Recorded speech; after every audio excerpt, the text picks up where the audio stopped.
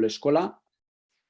Gaurko egunean gurekin Imanol Ibarrondo egongo da, eta aprobetxatu nahi dut Bat Bask Fundazioari eskerrak emateko, bereik izan zutelako Imanol hemen egoteko hasierako ideia.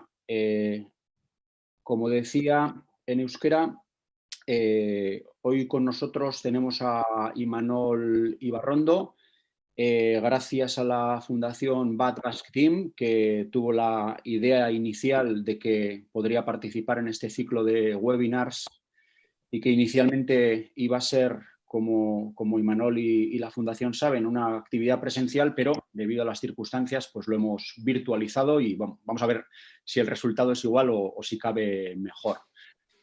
Eskerrak eman naizkiot noski Imanol Ibarrondori geure gonbidapena onartzeagatik. Gracias a Imanol Ibarrondo por aceptar nuestra invitación. Eta dakizuen bezala eta atzoko eta lehengo egunetan ikusi genuen moduan, hor Zoom programan bertan edo baitare YouTube kanalean zuen galderak edo abarrekoak utzi nahi balin badituzue, helarazekio dizkiogu Imanoli eta gero hitzaldian saiatuko gara horri erantzuna ematen.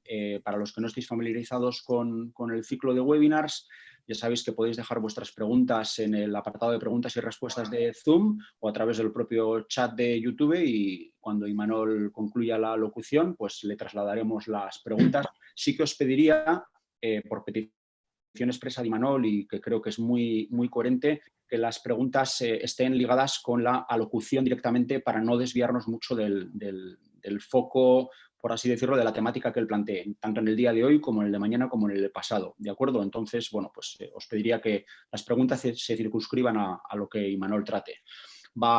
Besterik gabe, egunon, Imanol Ibarrondo, ¿qué tal? Apaion, egunon. Nahi duzunean, hasiera esan emango diogu webinar honi eta zu eskuetan uzten dutana. Eskerrik asko, Jon, egunon danori, eskerrik asko egoteagatik nirekin, hemen eta orain. Y, bueno, aunque no podamos tocarnos, vernos y casi ni saludarnos, pues aquí estamos, ¿no? Aprovechando este tiempo para intentar mejorar, con esa curiosidad que tenemos todos para aprender y para crecer y para ser mejores, ¿no? Aprovechando las oportunidades. Así es que espero que este espacio que vamos a compartir pueda ser útil y valioso para todos. Y bueno, quiero dar las gracias también a Jon y a la Kirol Eskola y a Bat por la invitación y por pues la idea de los seminarios, que creo que es una idea excelente, ¿no? Bueno, no sé si os pasa igual a vosotros, pero yo no dejo de escuchar sin parar por todas partes una canción muy famosa de los 70 que se llama Resistiré. Está en todas partes, las emisoras de radio, está en las televisiones, la canta todo el mundo. Hay nuevas letras y nuevas adaptaciones, ya casi como que se utiliza como si fuera un himno, ¿no? Frente a la pandemia. Y generalmente la canción va unida con la palabra estoicamente. Escucho mucho eso, ¿no? Resistir estoicamente, que posiblemente supongo que se relaciona con aguantar y soportar.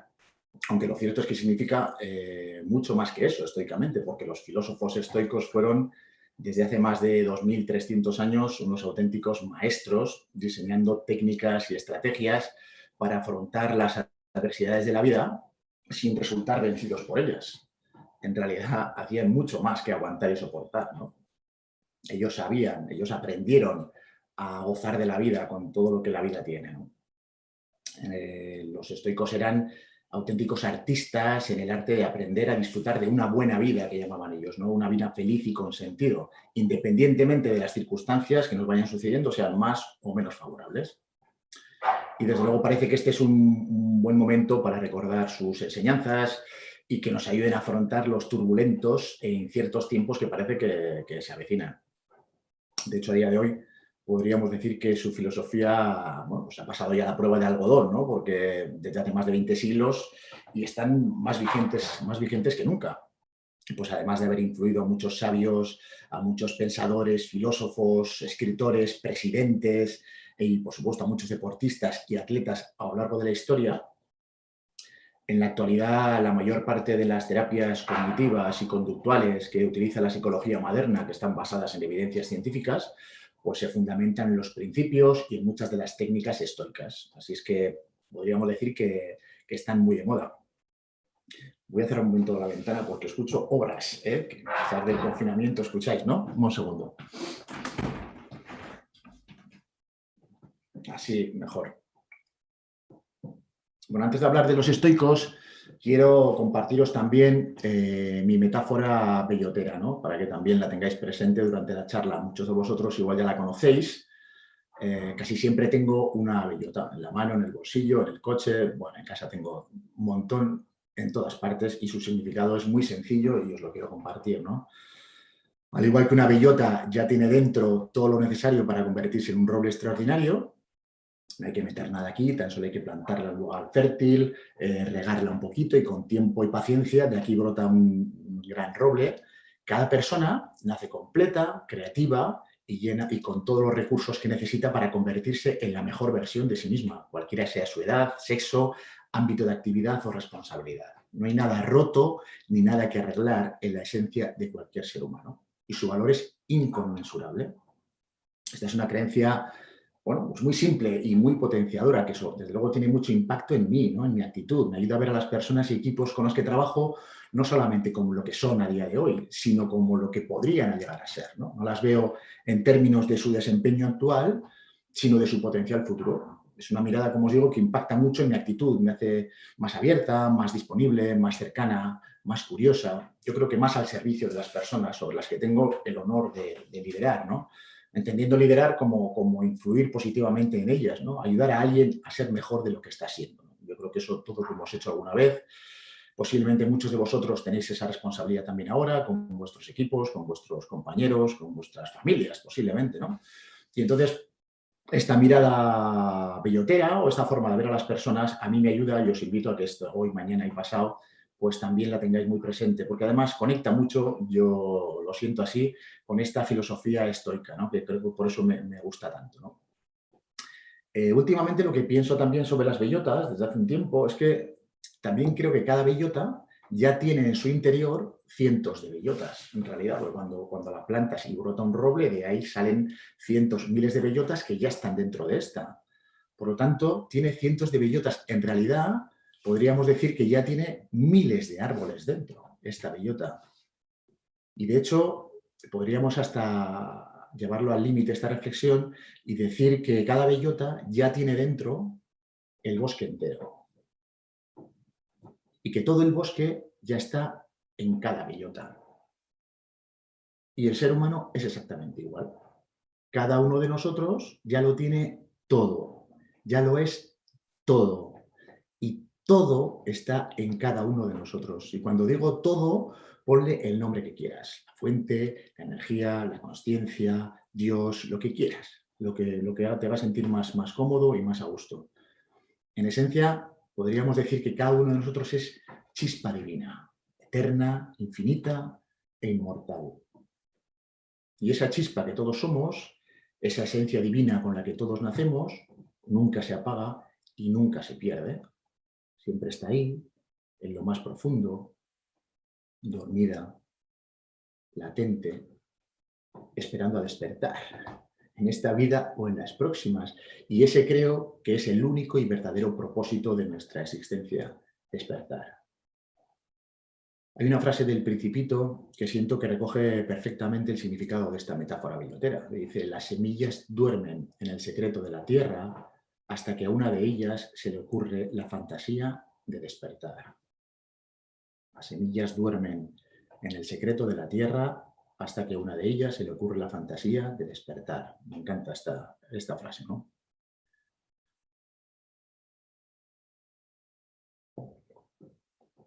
La mayoría de los sabios y maestros espirituales ya desde la noche de los tiempos, así como multitud de corrientes filosóficas e incluso las religiones serias que nos acompañan, coinciden en la importancia de separar lo aparente de lo esencial del ser humano, lo que podemos ver de lo que es invisible a los ojos e indetectable también para los demás sentidos corpóreo-mentales.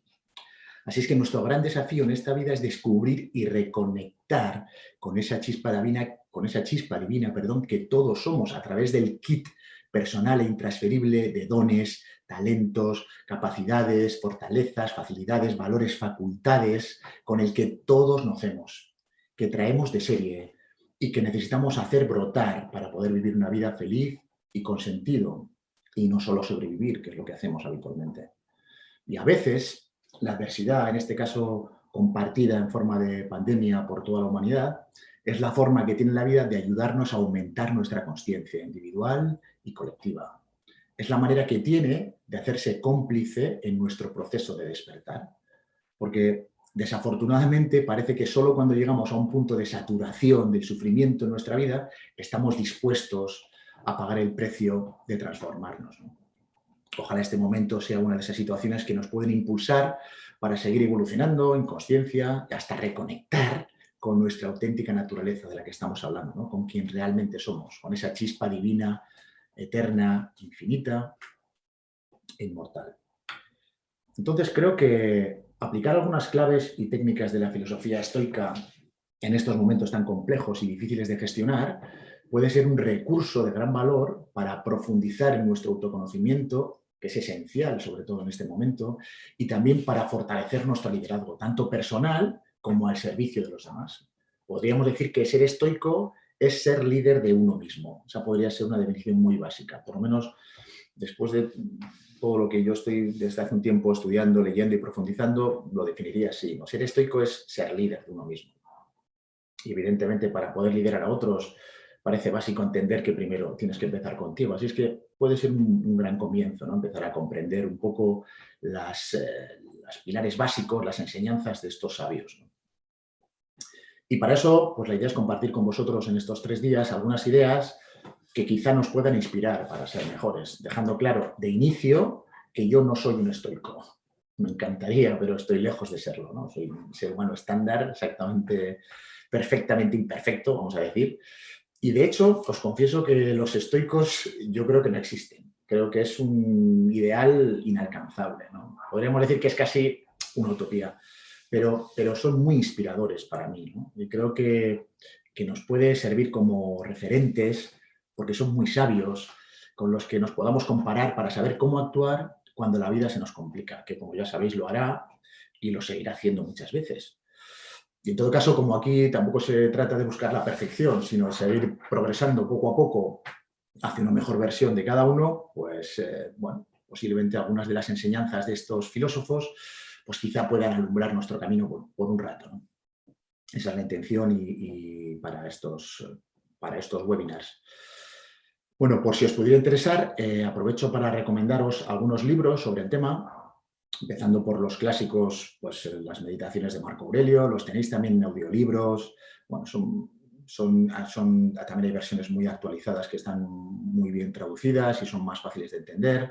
El manual de vida de Epicteto o Enquiridión, que se llama, que no lo escribió Epicteto, pero se le atribuye a él, o los tratados morales de Séneca, ¿no? Que son los 3 clásicos, Marco Aurelio, Epicteto y Séneca. Hay otros, pero estos posiblemente son los 3 más famosos y los más reconocidos.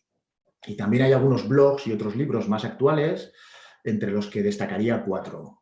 El arte de la buena vida, de William Irving, Cómo ser un estoico, de Massimo Pagliucci, El obstáculo es el camino, de Ryan Holiday, o Invicto, de Marcos Vázquez, que me parece que es un libro excelente y muy recomendable para los deportistas. Además, te lo puedes descargar en PDF, también en formato de audiolibro, está muy bien.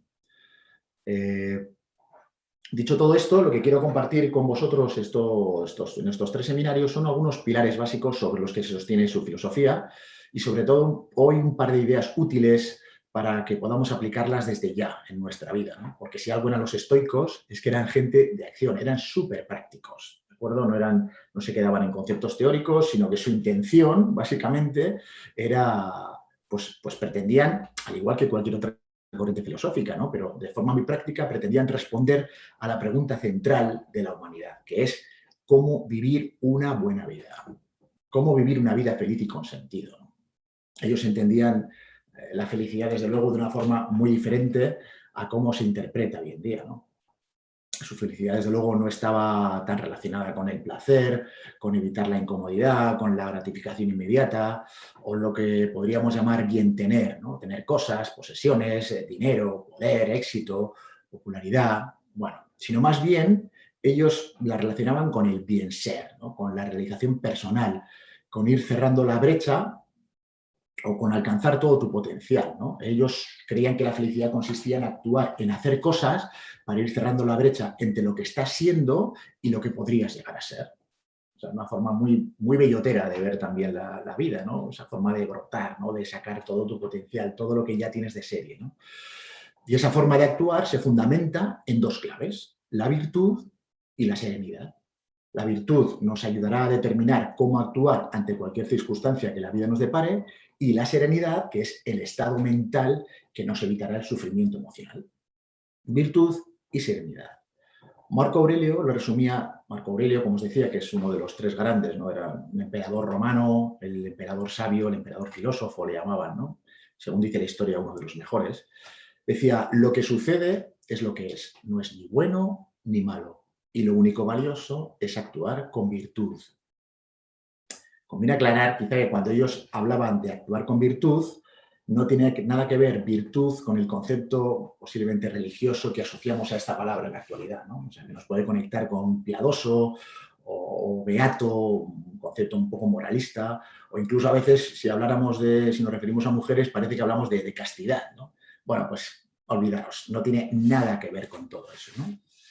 Actuar con virtud para los estoicos es hacerlo con excelencia. Tiene que ver con desarrollar el conjunto de acciones que te acercan a tu potencial, sacar lo mejor de ti, brotar, como si fueras una bellota, como os decía antes, ¿no? Cuando hablamos de virtud, podéis imaginaros a un violinista, ¿no? Cuando decimos que un violinista es un virtuoso de ese instrumento. Pues en realidad lo que estamos diciendo, lo que estamos declarando es que es excelente, que es muy bueno. Pues para los estoicos se refieren a lo mismo cuando dicen que actuar con virtud en la vida es lo único valioso. Lo que buscan es la excelencia en la vida, ¿no? O sea, muy bueno.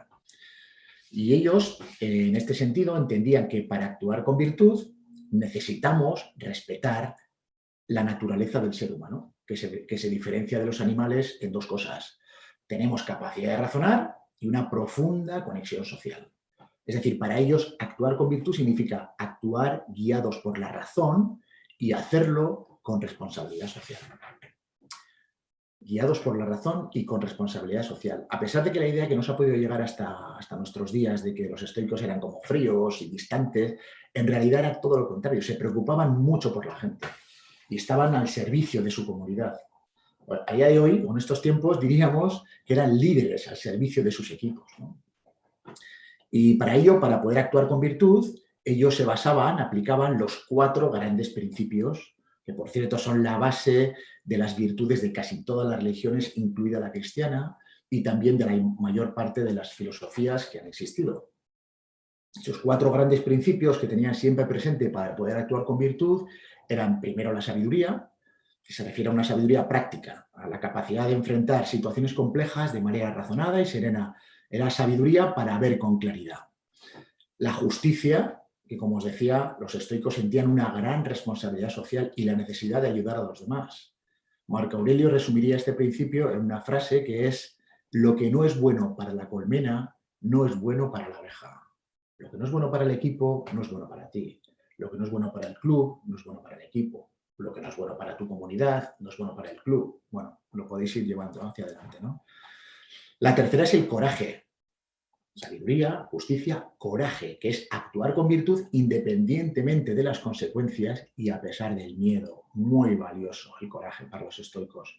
Y la cuarta es la templanza, que podríamos llamarlo a día de hoy autodisciplina, ¿no? Lo vamos a entender mejor, que incluye también el autocontrol y la moderación, que serán imprescindibles para alcanzar tus objetivos. Pues ellos entendían que enfrentar los desafíos que temes es la única manera de desarrollar las cualidades que quieres.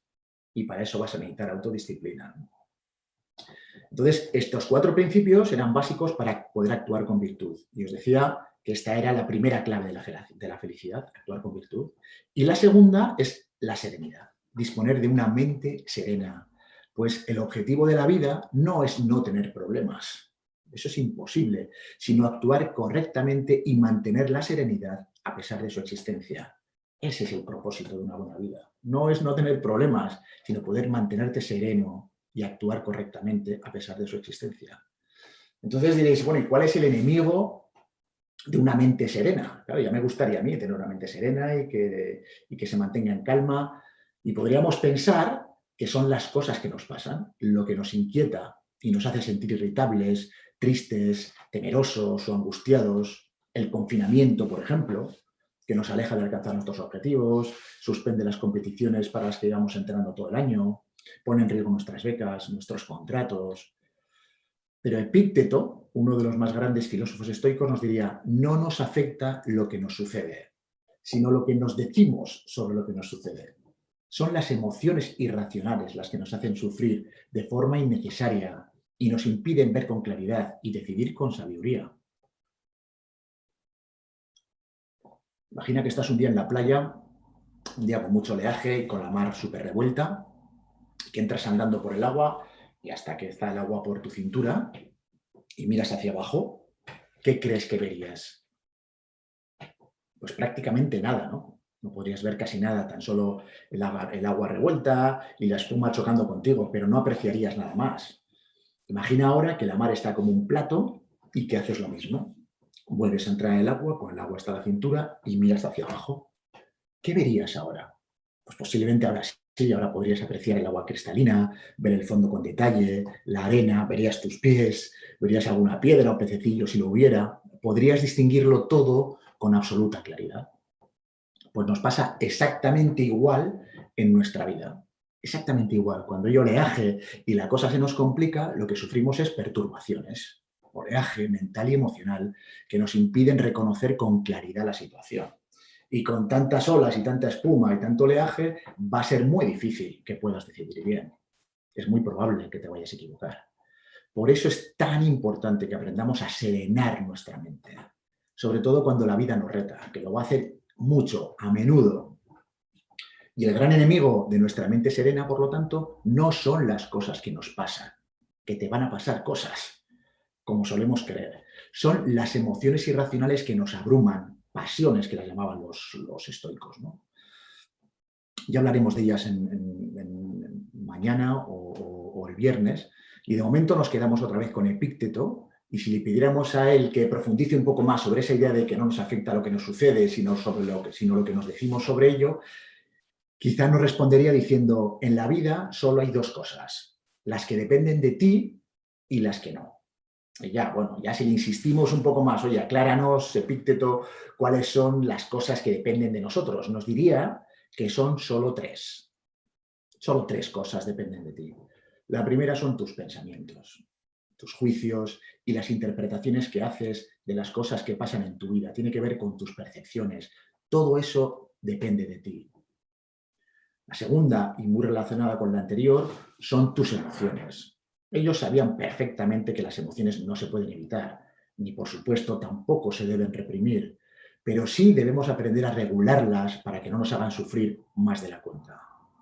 Posiblemente en este momento, en estas semanas de confinamiento que llevamos, Epícteto nos diría que no nos dejemos invadir por el miedo, por la angustia, por la rabia, por la tristeza o por la preocupación, porque van a dañar nuestro estado de ánimo.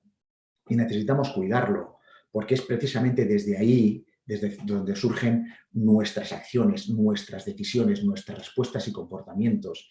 Ese es el tercer ámbito que depende totalmente de nosotros. Pensamientos, emociones y acciones. De alguna forma estamos hablando concretamente, estas tres componen lo que habitualmente se conoce como actitud. Y estos son los tres únicos ámbitos de tu vida sobre los que tienes todo el poder. Aunque igual todavía no eres consciente y sigues creyendo que son las cosas que te pasan las que te hacen sentir de una manera o de otra. Pasa esto, me siento así. Estímulo, respuesta. Si no juego, estoy enfadado. Si gano, me siento alegre. Pero Epícteto nos diría que no funciona así.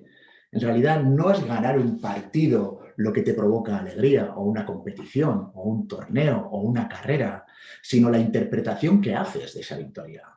Cuando ganas, piensas que eres competente, que eres valiosa, que eres importante, que eres reconocida, que eres capaz. Y después de esa interpretación inconsciente y automática que haces, vienen la alegría, la seguridad, la confianza, vienen esas emociones. Y al revés, no es perder lo que te daña emocionalmente, sino la interpretación que haces de la derrota. Piensas cuando pierdes que eres incapaz, que eres incompetente, que eres poco valioso, que no eres suficientemente bueno, y de ahí surgen la tristeza, la inseguridad, la desconfianza, el miedo. No es lo que pasa, es lo que piensas sobre lo que pasa lo que te hace sufrir. Por lo tanto, como decía Epícteto, son tus pensamientos, tus emociones y tus acciones las que forman tu círculo de influencia. Ahí está todo tu poder. Círculo de influencia es una herramienta que también utilizó, no sé si conoceréis el libro de Stephen Covey, Los 7 hábitos de la gente altamente efectiva. Bueno, pues el primer hábito, él desarrolló toda esta teoría del círculo de influencia y del círculo de preocupación. Y bueno, pues como tantas y tantas cosas, proviene de hace 2300 años de los maestros estoicos, ¿no? Entonces, el círculo de influencia, este pequeñito, es el que depende de ti. Depende de ti observar y elegir tus pensamientos, regular tus emociones, transformar tus estados de ánimo, decidir tus acciones y tus respuestas. Eso es precisamente lo que define la fortaleza mental, en realidad. ¿Por qué es la fortaleza mental? La fortaleza mental son pensamientos y emociones. Vamos a poner, por ejemplo, a Rafa Nadal, ¿no? Quizá pues uno de los ejemplos más reconocibles de fortaleza mental en el deporte. Pero no es fuerte mentalmente porque no haya sufrido dificultades y adversidades en su carrera o en su vida, sino porque ha aprendido a reinterpretarlas con sabiduría, a hacerse protagonista 100% de su vida, a enfocar toda su atención, su energía y su esfuerzo en las cosas que dependen de él, transformando cada problema en un desafío y utilizándolos como trampolín para seguir mejorando y creciendo. Él se enfoca siempre o casi siempre en su círculo de influencia. Ahí pone toda su energía. ¿Y qué pasa? Cada vez cuanto más te enfocas en tu círculo de influencia, más se expande, más crece, más amplio es. Son más cosas sobre las que puedes influir, porque tú cada vez creces, eres mejor y te transformas más, ¿no? Como decía Marco Aurelio, tú tienes el poder sobre tu mente, no sobre los acontecimientos externos. Entiende esto y encontrarás tu fuerza. Me encanta esta frase, la verdad, la repito últimamente, me la repito y la comparto con todo el mundo, ¿no? Tú tienes el poder sobre tu mente, sobre tu círculo de influencia, pensamientos, emociones y acciones, no sobre los acontecimientos externos. Entiende esto y encontrarás tu fuerza.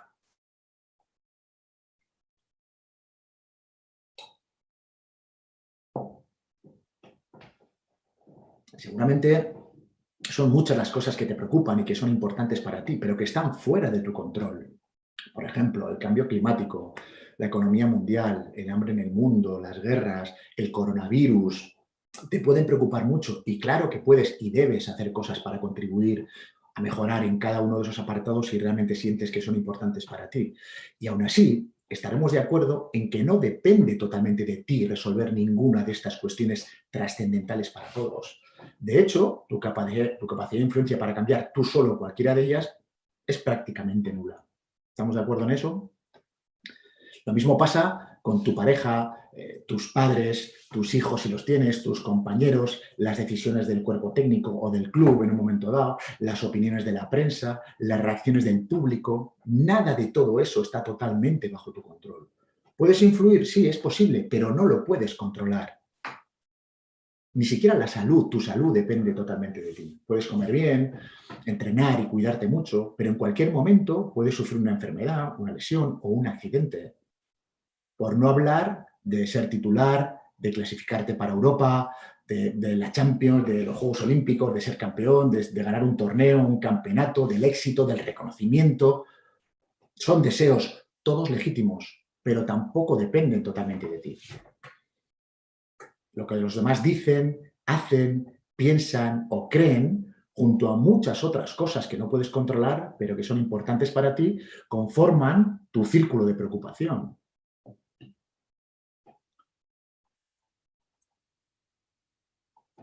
Si hablamos del círculo de influencia, que era así, tu círculo de preocupación, obviamente, es mucho más grande. Hay muchas más cosas. Son muchas más las cosas que te preocupan de aquellas sobre las que tienes influencia. Y entonces tu círculo de influencia es así y tu círculo de preocupación es mucho más amplio. Como os decía, todo esto lo tenéis en ese libro de Stephen Covey, lo tenéis muy, muy desarrollado. La pregunta es, ¿dónde voy a enfocar mi atención, mi energía y mi esfuerzo? ¿En las cosas que me preocupan o en aquellas sobre las que tengo influencia? Esa es la pregunta. Y la verdad es que tenemos una clara tendencia a concentrarnos en las cosas que nos preocupan y que no podemos controlar. Y eso se debe a nuestro instinto de supervivencia que se pasa 24 horas al día escaneando peligros reales o imaginarios. Y hace 200.000 años, cuando nuestro antepasado Homo sapiens de los primeros andaba ahí por la selva, este instinto nos salvaba la vida. Pero a día de hoy, la mayoría de las veces, el miedo tan solo nos paraliza, nos bloquea, nos hace pequeños y nos impide avanzar, crecer y transformarnos. Hablaremos mañana posiblemente más en profundidad sobre esta emoción tan limitante, el miedo. Respecto a dónde ponemos nuestra atención y nuestro esfuerzo y nuestra energía, Cicerón, otro gran filósofo estoico, utilizaba la metáfora del arquero para explicar esta cuestión, ¿no? Decía, piensa en un arquero que intenta dar en el blanco. Tiene muchos factores bajo su control, la calidad, la intensidad y la frecuencia de sus entrenamientos, elegir el arco y la flecha, apuntar y decidir el momento exacto en que suelta la flecha. Y en ese instante se desentiende del resultado. Y pensáis, ¿cómo que se desentiende? ¿Qué pasa? ¿Acaso le da igual? ¿No quiere acertar? ¿No quiere ganar? Por supuesto que quiere acertar, pero sabe que eso ya no depende de él. Algo tan sencillo como una repentina ráfaga de viento, pues podría hacerle fallar.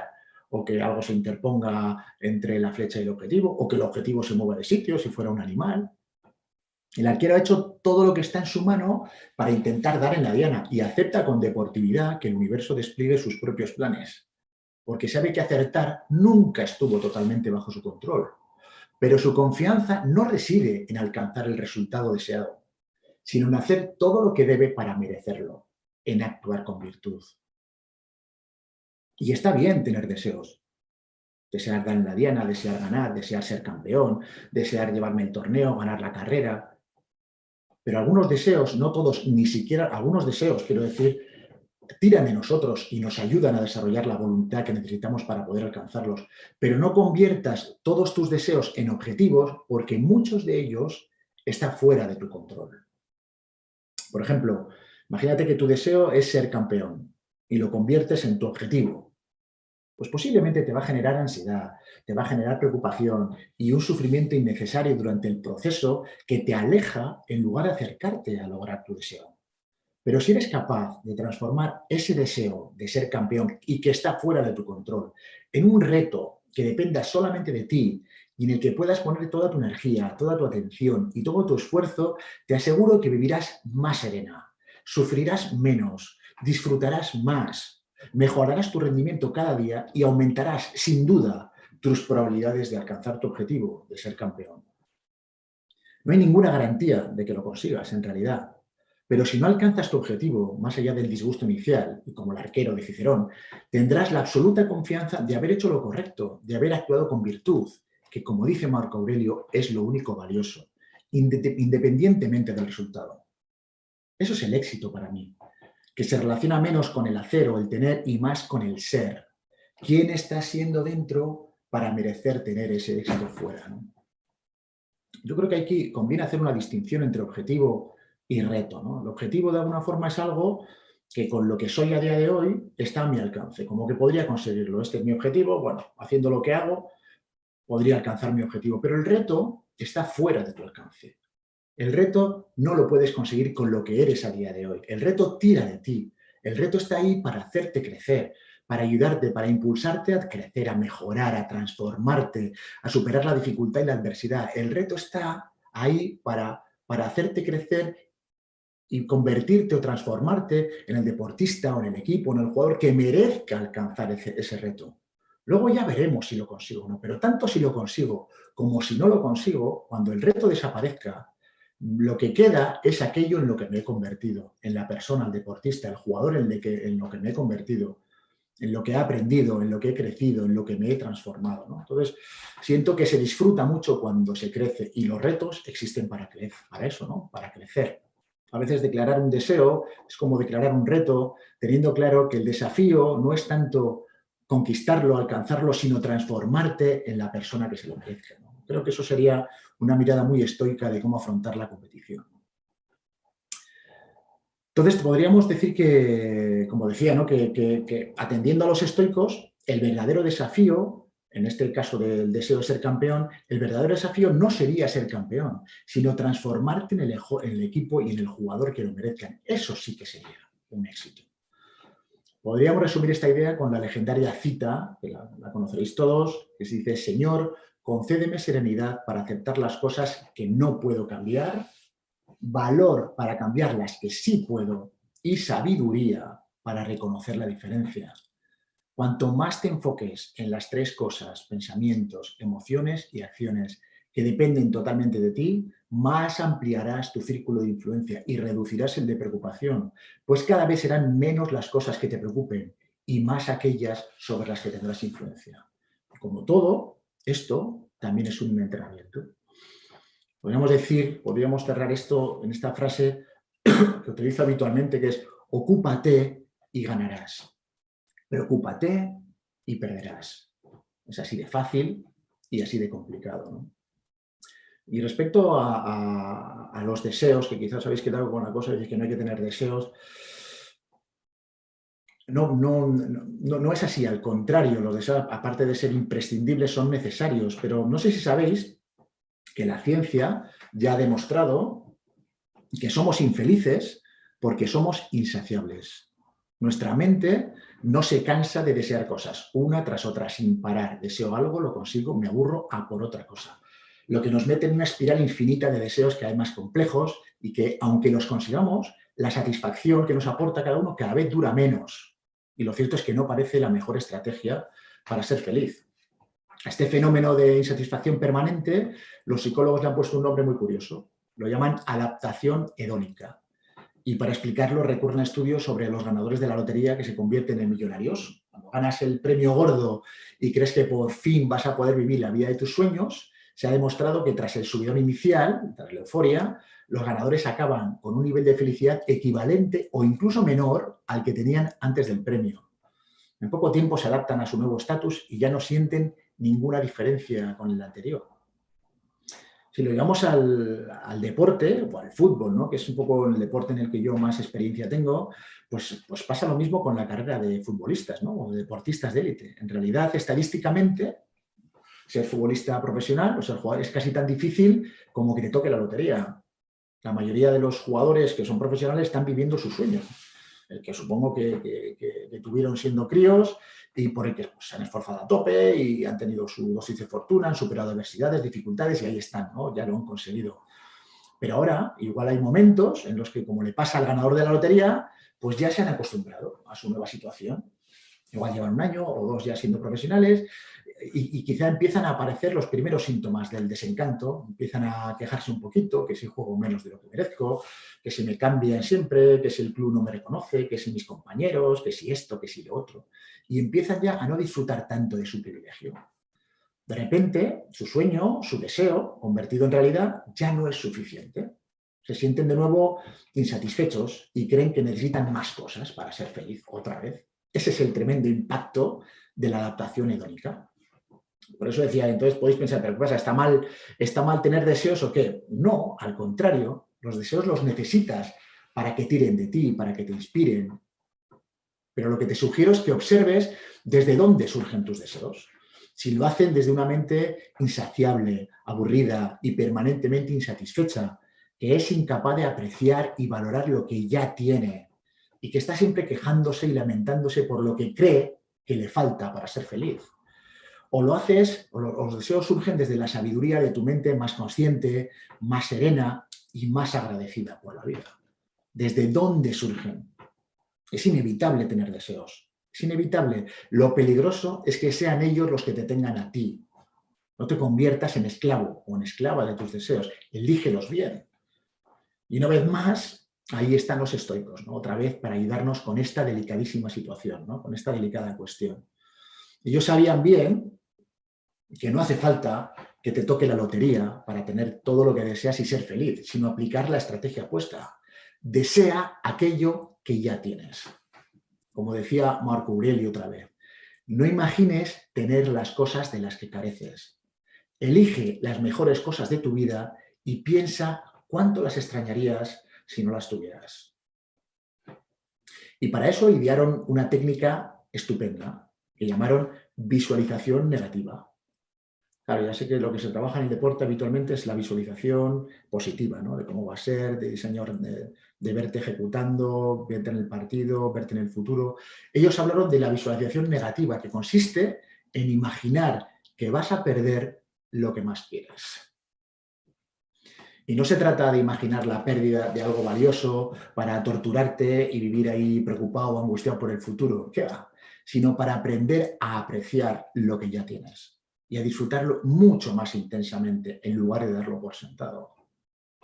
Los estoicos aplicaban esto a todo en su vida, desde sus parejas o sus hijos. Marco Aurelio tuvo 13 hijos, pero creo que solo le sobrevivieron 4 o 5, el resto murieron antes que él. O fíjate si era muy consciente de la importancia de imaginar, ser capaz de, para reducir incluso el sufrimiento, para poder anticiparlo y poder apreciarlo mucho más, ¿no? Entonces lo aplicaban a todo, a sus parejas, a sus hijos, a sus propiedades, a la salud, al éxito, a su reputación, a sus amistades, a todo. Sabían que nada es tuyo, que todo es perecedero, que es como un préstamo de la vida, que puede ser reclamado sin tu permiso, en cualquier momento y sin previo aviso. No se trata de ponerse un poco dramas, que me dirían mis hijas, no se trata de eso, para nada. Los estoicos diseñaban estas técnicas precisamente para aprender a disfrutar de una buena vida, independientemente de lo que pase. De hecho, si volvemos al fútbol o al deporte, para utilizar la visualización negativa, te puede servir para tomar conciencia de que todo lo que estás viviendo ahora, a veces de forma rutinaria en tu vida, puede cambiar en un instante. Yo a veces lo hago con los jugadores, ¿no? O con los futbolistas, que son con los que trabajo más habitualmente, ¿no? Darte cuenta de que pronto se habrá acabado el recreo y ya no serás futbolista. Te va a servir para aprender a gozar intensamente de todo, de todas las experiencias que tu vida deportiva te regala. No solo las que crees que son buenas, de todas. Desde ese cosquilleo en el estómago antes de salir al campo, hasta las agujetas de las pretemporadas, las partidas de pocha, las risas del vestuario, los nervios antes de cada alineación, la frustración y la rabia de no jugar, la euforia por cada victoria, el dolor de las derrotas, el placer de un masaje, las broncas del míster, la incomodidad del banquillo, la impotencia y el miedo cuando estás lesionado, las celebraciones compartidas, la inmensa alegría de jugar. Aplicar de vez en cuando la visualización negativa te va a ayudar a gozar de cada una de las experiencias que forman parte del regalo de ser futbolista, a disfrutarlas mucho más intensamente.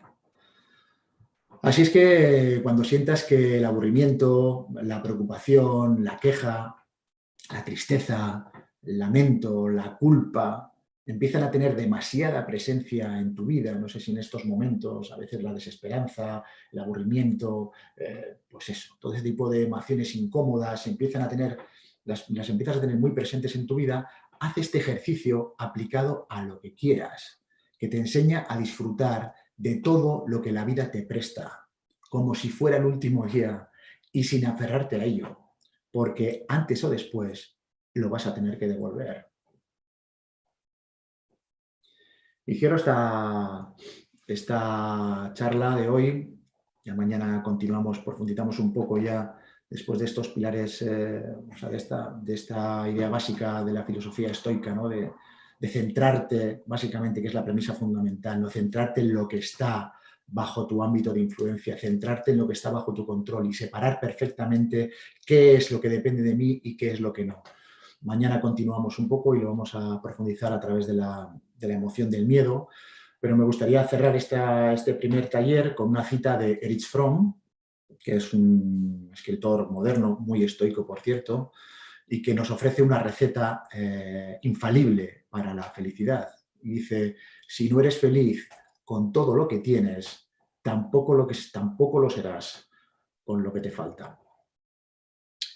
Bueno, pues hasta aquí está este seminario de hoy. John, quedo a tu disposición para lo que necesites. Bai, eskerrik asko, Imanol, una presentación contundente y bueno, tengo ahí apuntadas y registradas ya algunas preguntas de los chats y del apartado de preguntas y respuestas de Zoom y bueno, te las voy lanzando y bueno, y la primera es mía, que la tenía aquí apuntada. En una entrevista ya de hace un tiempo a Chris Hoy, que es creo que es 7 veces medallista olímpico en 3 Juegos Olímpicos, cuando le preguntaban cómo vivía su vida después de la retirada, se retiró después de los Juegos Olímpicos de Pekín, de alguna manera le hacían mención a qué es lo que echaban falta. Si echaban falta pues todo lo que era el boato de la competición, del ganar. Claro, había ganado tantas medallas olímpicas, pero había ganado también campeonatos del mundo, se había pasado ganando prácticamente toda su carrera deportiva, ¿no? Estuvo 12 años sin bajarse del podium, ¿no? Si echaban falta eso, si echaban falta ese cambio, porque ya era una persona anónima, pese a ser un SIR, porque obviamente pues al ser campeón olímpico pues era una autoridad dentro de lo que era el país. Si echaban falta eso, ¿no? Y él decía que no, que lo que más echaban falta era, lo que no conseguía acostumbrarse era a no vomitar después de los entrenamientos. Que era lo que más notaba que le faltaba y que se había convertido en una especie de hábito vital para un deporte como el suyo. Él era un velocista de pista que evidentemente pues, estaba todo el día intoxicado de sustancias creadas por su propio cuerpo y lógicamente pues, bueno, pues eso provoca esa náusea, ese vómito, ¿no? Y bueno, ¿qué opinas de que echasen falta eso y no el otro? Porque digo que la otra parte es muy fácil de visualizar, ¿no? El echar en falta el foco que te alumbra, ¿no? Como deportista. ¿Qué opinas de esa visión? Bueno, pues yo creo que lo que comentaba un poco al final de la píldora, ¿no? Yo creo que cuando eres consciente del privilegio de ser deportista, en este caso, lo que pasa es que generalmente no lo hacemos, ¿no? Yo he sido también futbolista profesional y lo vives de una forma rutinaria, muy inconsciente, mecánica, muy automática, sin darte cuenta, ¿no? Por eso es tan importante esta capacidad de los estoicos de aplicar la visualización negativa, entendiendo que esto se va a acabar, que antes o después se va a acabar el recreo, que ya no vas a ser deportista, que no vas a ser futbolista, que no vas a poder competir, ¿no? Y creo que darte cuenta de eso no es para conectar con la angustia o el miedo o la preocupación, me va a pasar algo, no, que va, es al contrario, es para apreciar y disfrutar mucho más cada experiencia, ¿no? Como esto que estaba comentando él, ¿no? Que en ese momento te puede parecer más desagradable, más incómoda, más tal, pero que realmente forma parte de todo el proceso, ¿no? Y realmente no es disfrutar, pasarlo bien, pero entender que tiene su función, que está para algo, pues que en ese caso supongo que para él le demostraba que estaba vivo, que estaba con la atención necesaria, no lo sé, me parece, lo sé, lo de vomitar y tal, ¿no? Me ha parecido siempre un poco descontrolado, un poco excesivo, ¿no? Pero lo entiendo de esa manera, ¿no? De aprender no tanto a disfrutar. Cuando hablamos de disfrutar parece que hablamos solamente de las cosas buenas, ¿no? Cuando nos va bien, cuando ganamos, entonces disfruto. Es como un ejercicio más intelectual, ¿no? Disfrutar. Pasa algo y luego lo disfruto. Joder, qué bien he jugado, qué suerte que he ganado, ahora soy campeón y ahora no sé qué. Es un tema intelectual. Para mí gozar es saborear todas las experiencias que la vida te ofrece, sin juzgarlas. Simplemente disfrutar, viviéndolas intensamente y sabiendo que todas tienen su porqué y su para qué, ¿no? Y que forman parte del proceso. Creo que eso es una distinción importante entre disfrutar y gozar, ¿no? Creo que gozar lo haces con más conciencia, ¿no? Sabiendo que todo lo que sucede conviene, que todo lo que pasa es para algo, que todo tiene un sentido profundo y desde ese punto eres capaz de aceptarlo con más sabiduría y con más serenidad y creo que te ayuda a vivirlo con más conciencia. Muy bien. Francisco Javier pregunta, a nivel deportivo, ¿por qué crees que un pensamiento negativo o fallo influye más que un pensamiento positivo o un acierto? ¿Crees que la educación actual influye en esa corriente o que no acertar es sinónimo de fracaso? Bueno, creo que tenemos una creencia limitante respecto al error. Yo siento que el error forma parte del aprendizaje. Para mí el error es un maestro, en definitiva. O sea, es decir, me parece que es imposible aprender algo nuevo y llegar a dominarlo sin equivocarte, sin cometer errores, sin mostrarte torpe, mostrarte vulnerable. Y claro, todo ese proceso de mejora que incluye el error, obviamente, es un proceso incómodo y doloroso y no estamos diseñados para eso, en realidad. O sea, nuestro cerebro, mañana hablaremos un poco más sobre eso, no está diseñado para... Está diseñado básicamente para tu supervivencia. Le interesa poco tu mejora, tu crecimiento y tu felicidad. Y cada vez que tú dices que quieres mejorar en algo, implica que le vas a tener que poner mucha atención, mucha energía, que vas a tener mucha práctica y entrenamiento, que vas a cometer errores, que te vas a mostrar torpe y vulnerable. Y todo eso para el cerebro es dolor y entonces lo rechaza, ¿no? Entonces hace lo posible para que ni siquiera lo intentes, incluso para que te rindas incluso antes de intentarlo, ¿no? Entonces nuestra relación con el error es dolorosa. Lo interpretamos como algo que de alguna forma cuando nos equivocamos no nos van a querer, no nos van a aceptar, nos van a rechazar y desde ahí es muy difícil estar abierto al aprendizaje y a la mejora, ¿no? Tendríamos que cambiar esa percepción y enfocarnos, entender que el error, equivocarme, no habla de mí. A veces identificamos el error como si me equivoco no soy valioso, eso no tiene nada que ver con eso, ¿no? Es enfocarnos mucho más en la tarea y dejar mucho más al margen a la persona, ¿no? La persona, como decíamos, es una bellota, está muy lejos de lo que haces, lo que consigues, de tus logros, de tus metas. Tú eres muy valioso independientemente de que te equivoques o te dejes de equivocar, ¿no? Pero tenemos esa confusión, esa relación con el error con mi persona, y eso a veces nos impide relacionarnos con el error de una forma mucho más constructiva, ¿no? Ver el error como algo que tiene información para darme, recoger su mensaje y darle las gracias, ¿no? Creo que ahí es un trabajo que tenemos que hacer y que tenemos que aprender y como os digo, relacionarnos de una forma más sana con los errores para poder aprender, porque si no creo que es imposible mejorar. Fenomenal. Un espectador anónimo pregunta, ¿cómo seguir reforzando diariamente los pensamientos estoicos? ¿Alguna recomendación en cuanto a los recordatorios? Pues sí, hablaremos mañana o pasado sobre eso, ¿no? La importancia de afirmaciones positivas, ¿no? ¿Qué valor tiene? Porque de alguna forma nuestro cerebro está muy condicionado. Diría incluso que está adoctrinado, ¿no? Y está sujeto a muchas creencias que son de segunda mano, por supuesto, que no hemos elegido, que vienen de nuestra familia, de nuestras experiencias, de nuestro ámbito, de nuestra cultura, de nuestro entorno, de nuestro contexto, que vamos creciendo con ellas y llega un momento en que hay que parar y reflexionar si estas creencias, algunas de ellas me están ayudando o me están limitando, ¿no? Y a veces consiste también en reprogramar un poquito tu cerebro, ¿no? Y para eso, bueno, pues tener afirmaciones positivas que me ayuden, que me refuercen, que me lleven en el camino por el que quiero ir, pues creo que es una herramienta valiosa. Intentaremos compartir algo estos días. Muy bien. Otro espectador anónimo pregunta, ¿puede recomendar algún ejercicio práctico de visualización en el campo? No sé si se refiere al fútbol o a cualquier otro tipo de deporte.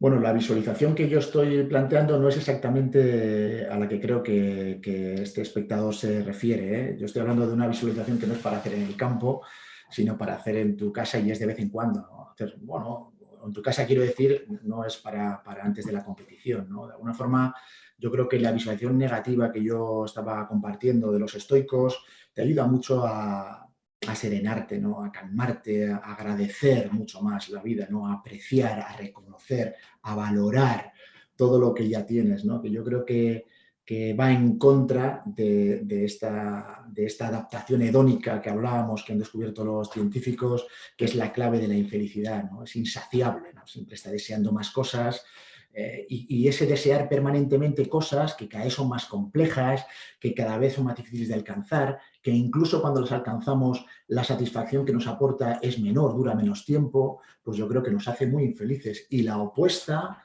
es la contraria, ¿no? Empezar a desear lo que ya tienes. Entonces la visualización negativa te ayuda a eso porque te hace ver que todo eso lo puedes perder en un instante, que mañana te puede ser reclamado sin aviso, o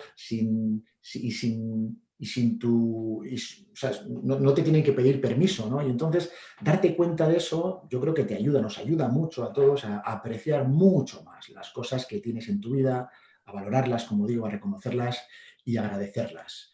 Yo creo que la visualización que él se refería son visualizaciones más que utilizan los psicólogos y también los coaches, por supuesto, para anticipar situaciones, para desarrollar incluso destrezas técnicas, que es una herramienta extraordinaria que, bueno, Internet está inundado de recursos y de visualizaciones para poder aplicar con los deportistas.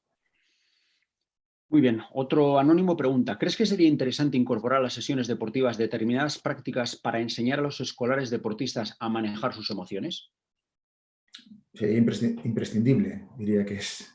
De hecho, gran parte de mi tarea se basa de mi función en acompañar a entrenadores, a monitores, a técnicos, a personas que van a tener influencia sobre jóvenes deportistas o no tan jóvenes, y creo que ellos son los primeros que tienen que aprender a autogestionarse, a autoliderarse, a trabajarse también emocionalmente, a desarrollar todas estas habilidades que de alguna forma son las que van a tener impacto, ¿no?, en los demás. Entonces, yo creo que eso, bueno, poco a poco me parece que está habiendo una transformación importante y una conciencia en todos los ámbitos de la importancia que tiene todo este entrenamiento, y me parece que está pasando, ¿no? Yo veo a las nuevas generaciones de técnicos, de monitores, de entrenadores muy concienciados con la importancia de todo esto, buscando recursos, con curiosidad para formarse, para aprender, y siento que en ese sentido vamos por buen camino y que estamos en buenas manos. Muy bien. Otro anónimo pregunta, ¿cómo evitas esos pensamientos negativos en los momentos críticos como en el deporte que has comentado, tiro con arco? Yo con arco, eso lo hablaba Cicerón, ¿no? Fíjate si es antiguo ese deporte, ¿no? Deberá tener 2300 años o 2000, ¿no? Bueno, supongo que hay muchas técnicas también de relajación, de detención de pensamientos, ya entramos ahí al detalle, ¿no? Mañana hablaremos un poquito también de eso, ¿no? De esos saboteadores que de repente te vienen en el momento decisivo y te hacen perder la presencia, básicamente, ¿no? La conexión con ese momento tan decisivo supongo, en el tiro con arco, ¿no? El momento de la tensión y soltar la flecha. Ya son técnicas más específicas, más concretas, que se deben entrenar y se pueden trabajar. Hay multitud de ellas. Bueno, mañana hablaremos un poco de ese concepto de los saboteadores, ¿no? Sí, podría ser, por complementar un poco la respuesta, algo como la atención plena, por ejemplo. Sí, claro, tiene mucho que ver con la presencia, ¿no? Pero precisamente lo que te desconecta del momento presente es pensar. Entonces es un poco la trampa, la pescadilla que se muerde la cola, ¿no? ¿Cómo hago para no pensar y estar presente? Bueno, ¿cómo hago para estar presente y no pensar? Bueno, pues ahí está la complejidad, ¿no?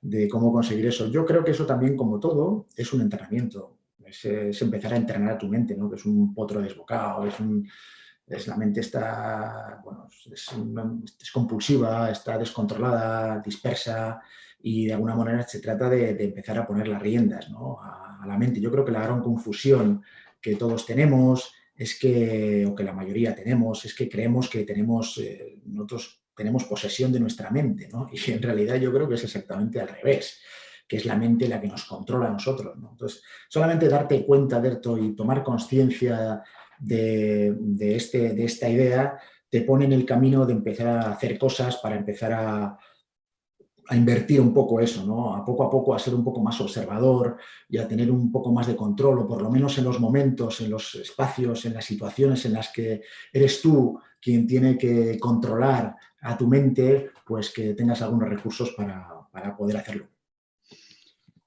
Muy bien. Jesús pregunta, ¿las consultorías que haces con los futbolistas es o no un trastorno de conducta? Es decir, ¿cómo se llama lo que tú haces a los jugadores? ¿Tratamiento de la filosofía estoica? No, no, no, para nada.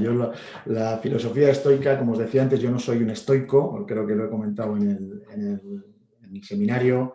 Lo que pasa es que me parece que tienen cosas muy admirables, ¿no? Y son muy inspiradores para mí. Yo intento beber de todas las fuentes que me ayudan a ser mejor, a completar mi herramienta o mi mochila de herramientas, de habilidades, de competencias, de conocimientos, y siento que los estoicos de alguna forma son la fuente de la que beben, pues, bueno, muchísimas filosofías, disciplinas y técnicas, incluso diría que la mayor parte de los libros de autoayuda, ¿no?, que peyorativamente se llaman así, cuando a mí me parecen estupendos, ¿no? Si no te ayudas tú a ti mismo, pues ¿quién te va a ayudar?, ¿no? Me parece que todas o la mayoría beben de fuentes muy antiguas y básicamente de los estoicos, ¿no? Entonces yo no, ni siquiera a veces hablo de los estoicos con los deportistas, o sí, pero que no se trata de trasladar la filosofía estoica, sino de ayudarles a, yo creo que ayudarles a pensar bien, ¿no? Me parece que rendir bien, o sea, las personas que se sienten bien rinden más. Creo que es una creencia, no sé, llamarme loco, ¿no? Creo que las personas que se sienten bien rinden más en cualquier ámbito de actividad, no solo en el deporte, ¿no? Y sentirse bien tiene más que ver con pensar bien, con interpretar con sabiduría las cosas que están pasando en tu vida, que con que todo te vaya bien. Entonces, me parece que aprender eso ayuda a que la gente pueda rendir más. Es decir, y aprender a interpretar con sabiduría tiene mucho que ver con todo lo que hemos hablado en este taller, ¿no? Entender dónde está tu círculo de influencia y la importancia que tiene aprender a interpretar bien lo que está pasando en tu vida, ¿no? Creo que eso es un proceso de aprendizaje que todos deberíamos hacer poco a poco, porque siento que cuando ellos, los estoicos, hablan de una buena vida, de una vida feliz, no se refieren a que todo te vaya bien, se refieren más bien a aprender a estar cómodo, sereno, tranquilo en situaciones incómodas, para desde ahí poder responder más conscientemente en lugar de reaccionar emocionalmente, que generalmente lo que nos genera ese tipo de reacciones es complicar más las situaciones, ¿no? Entonces, me parece que ese aprendizaje sería la base de lo que yo siento que hago, ¿no? Acompañar a los deportistas en sus procesos de aprender a pensar con sabiduría, a interpretar las cosas con sabiduría. Fenomenal. Luis pregunta, ¿crees que en nuestro deporte abunda el narcisismo? ¿Crees que esta personalidad es una barrera para el estoicismo? ¿Cómo promover el cambio? El narcisismo. Bueno, no lo sé, yo veo de todo, ¿no? Veo de todo. Yo siento que, claro, el deporte está diseñado para ganar, ¿no? Es un tema complejo ahí, ¿no? En realidad, ¿cómo sería el enfoque correcto o el enfoque que yo siento que sería más adecuado, ¿no? En realidad, competir, es curioso esto, porque competir viene del latín, de la palabra competere, que es buscar juntos, ¿no? Y tiene que ver con buscar la mejora juntos, es decir, el adversario es aquella persona que me confronta, me pone enfrente la adversidad para que yo pueda sacar lo mejor de mí, para que yo pueda descubrir con mis propios recursos, entrenarlos, mejorarlos, transformarme en alguien mejor. Por lo tanto, desde ahí, la competencia debería entenderse como cooperación, ¿no? Como colaboración. Nos ayudamos los dos para ser mejores, ¿no? A veces está un poco pervertido ese concepto, ¿no? De repente el rival es el enemigo, es el que hay que machacar.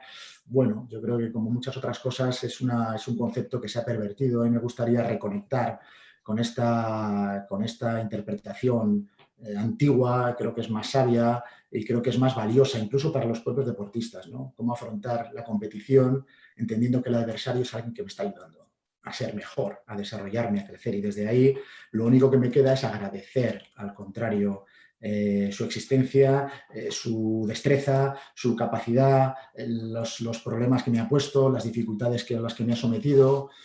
Y siento que esa es una forma más sana de afrontar la competición sin la angustia de tener que ganar para demostrar que soy mejor, ¿no? Yo creo que eso es una vida más angustiosa y que ayuda poco a los deportistas a poder gozar de su experiencia. Desde mi mirada intento transmitir esto. Creo que afrontar esa competición de esa manera hace, como la estoy planteando, hace que la competición te sirva de impulso, te sirva de desafío, de trampolín para crecer y para mejorar, y no como una barrera que te angustie, que te genere ansiedad, que sientas que tu valía personal está en si gano o pierdo, que muchas veces eso lo que hace es el efecto contrario. Te hace sufrir, te limita y te impide transformarte en el deportista que realmente podrías llegar a ser. Muy bien. Una pregunta de Francisco. ¿Por qué el error tiene más peso que el acierto en nuestras emociones? Bueno, yo creo que tiene mucho que ver con estas emociones primitivas que generalmente se desarrollan o tenemos porque sirven para satisfacer los instintos primarios, ¿no? Básicamente la supervivencia y la reproducción, ¿no? Entonces están instaladas en nosotros desde muy, muy, muy antiguo, desde tiempos ancestrales, ¿no? Entonces, error, equivocarte, tiene mucho que ver con la importancia que antiguamente tenía formar parte del grupo, ¿no? Tener un estatus social, ¿no? Porque claro, posiblemente si el grupo te rechazaba y te quedabas solo o te echaban de la tribu, pues estaba prácticamente condenado a la muerte, ¿no? La soledad implicaba muerte. Entonces, el error yo creo que tiene esa connotación de, pues eso, de peligro, ¿no? De decir, hostia, como me equivoque, van a ver que no soy suficientemente bueno, no me van a querer, me van a echar. Me parece que eso es muy primitivo, muy primario, está muy conectado también a la emoción de la vergüenza, ¿no? Que también es una pandemia universal. La vergüenza también, supongo que, o entiendo, que también surge como una emoción para evitar comportamientos antisociales, ¿no? O sea, comportamientos egoístas que rompieran las normas de la tribu, porque si tú de alguna forma actuabas en tu propio beneficio en contra del grupo, sufrías el riesgo de ser expulsado. Entonces, la vergüenza es la emoción que te impide hacer esas cosas, ¿no? Que actúes, que actúes de forma... O sea, la vergüenza lo que hace es que no actúes de forma incorrecta y te ayuda a actuar de acuerdo a las convenciones del grupo. Entonces, yo creo que eso está muy, muy profundo, el concepto de vergüenza, y el error está muy relacionado con la vergüenza, ¿no? Yo lo intuyo, lo interpreto de esa manera. Entonces, tenemos mucho más miedo al error, o sea, tenemos mucho más presente no equivocarnos que acertar. Le damos mucho más, tiene mucho más impacto en nosotros equivocarnos por el riesgo que eso podría tener que acertar, que parece lo que tendríamos que hacer obligatoriamente, ¿no? No sé si me he explicado bien, pero bueno, intentaré aclararlo próximamente. Sí, bueno, yo creo que estaba bastante clara la respuesta. Vale, vamos con las últimas preguntas. Un espectador anónimo dice, ¿qué lección te dejó ser deportista profesional y cómo influyó en tu búsqueda de la buena vida?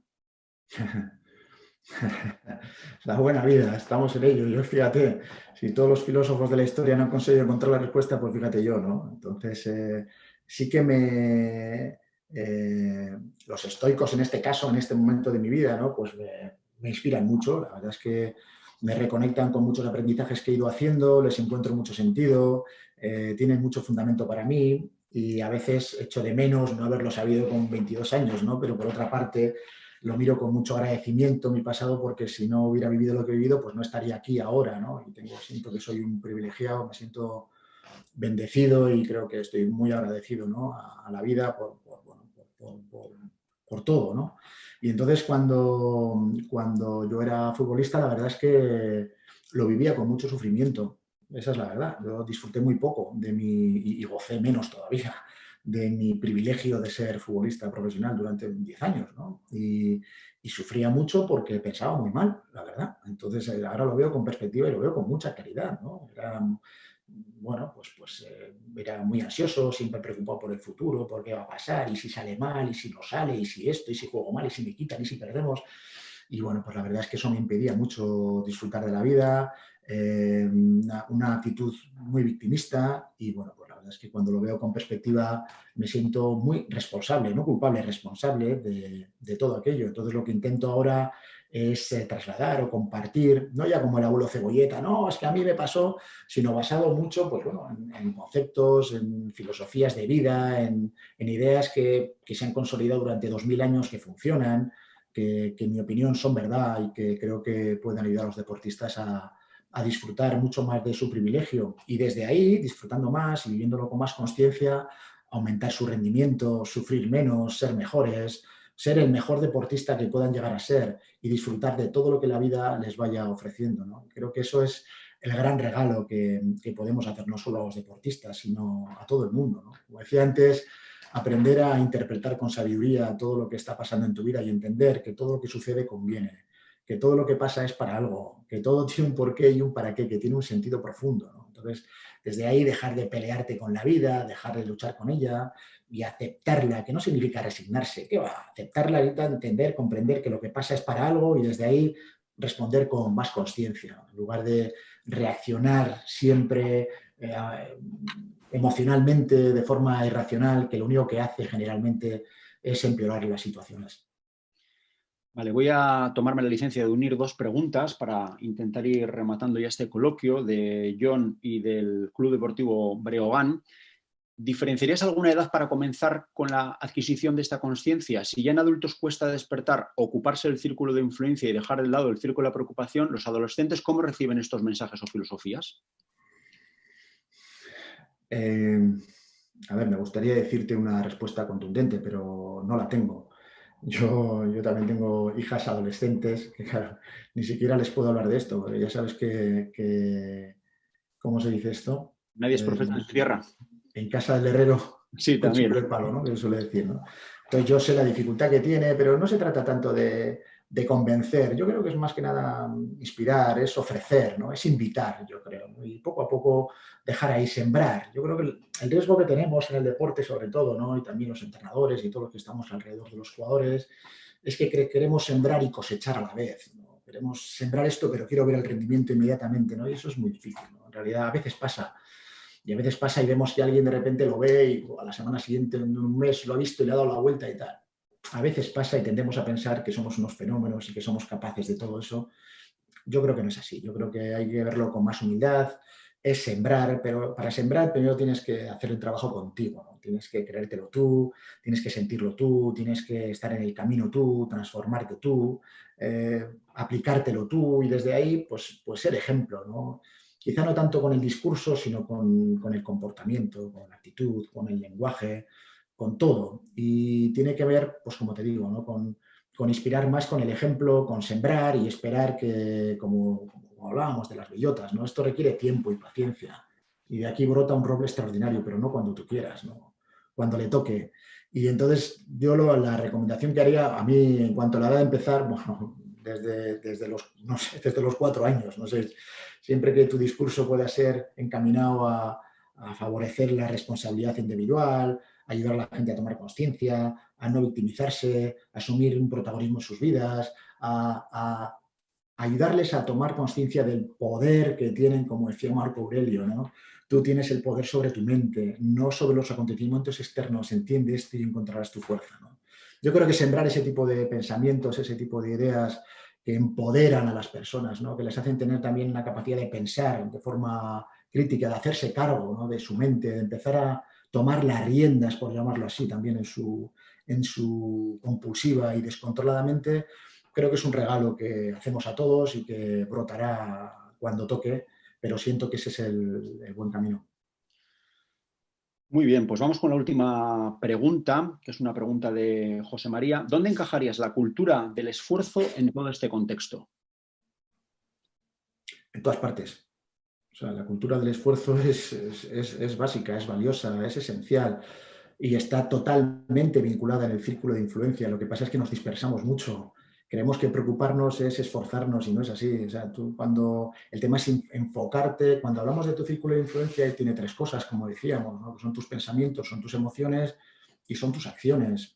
Y en tus emociones también está incluido tu estado de ánimo, ¿no? Pensamos que el estado de ánimo depende de otros, depende de los demás, depende de las cosas que pasan en mi vida. Y evidentemente hay muchas cosas que el estado de ánimo fluctúa, pero tenemos que tener en cuenta que el estado de ánimo surge también de una forma de interpretar las cosas durante un tiempo determinado que nos hacen que a veces caigamos en un estado de ánimo de desánimo o de resignación que nos limita mucho las posibilidades de acción. Tú cuando estás muy desanimado o muy resignado casi no tienes ganas ni levantarte de la cama, ¿no? Con lo cual tu ámbito de posibilidades, de respuestas, pues se reduce considerablemente, ¿no? Y al revés, cuando tú estás trabajando en tu capacidad de interpretar las cosas, de sentirte bien, de estar sereno, no digo que todo esté bien, las cosas están como están, lo que sucede es lo que decía Marco Aurelio, no es ni bueno ni malo, lo único valioso es actuar con virtud. Y también comentábamos que la felicidad es una conquista diaria de aprender a interpretar con sabiduría las cosas que van pasando en tu vida, de aprender a estar cómodo en situaciones incómodas. La situación de confinamiento es incómoda, es muy incómoda. ¿Y qué? Es lo que hay. Y a partir de ahí, ¿quién voy a ser yo en esta situación? Y esto tiene que estar muy conectado con mi propósito, con quién quiero ser, con qué es importante para mí, con de qué quiero ser capaz, con qué es posible. Y cuando conecto con eso, evidentemente cambia también un poco, o soy capaz de cambiar un poco mi emoción, mi estado de ánimo y enfocarme en aquellas cosas, en aquellas acciones, en aquellas posibilidades que están dentro de mi ámbito de influencia. Y ahí destino toda mi atención, toda mi energía y todo mi esfuerzo. Pero lo enfoco exactamente en cosas que dependen de mí, ¿no? Entonces, yo creo que eso nos ayuda. Esta mirada estoica del círculo de influencia de las cosas que dependen de ti nos ayuda a enfocar mucho más nuestra mirada y a esforzarnos en aquellas cosas que realmente dependen de mí. Es como enfocar mucho más el esfuerzo, ¿no? Hacerlo como más eficaz, más eficiente, ¿no? Pues siento que el esfuerzo en esta cultura está totalmente presente para alcanzar tus objetivos. Vale, oso ondo, eskerrik asko Imanol. Eta eskerrik asko baita ere Bat Basketin Fundazioari. Muchas gracias, Imanol, y muchas gracias a la Fundación Bat Bastin por ofrecernos esta primera píldora de las 3 que vamos a hacer en el día de mañana y de pasado. Eta eskerrik asko baita ere entzule guztioi. Muchas gracias a todos los oyentes. Nos despedimos hasta mañana a las 10 de la mañana. Agur eta ondo izan. Un placer. Eskerrik asko. Birarte.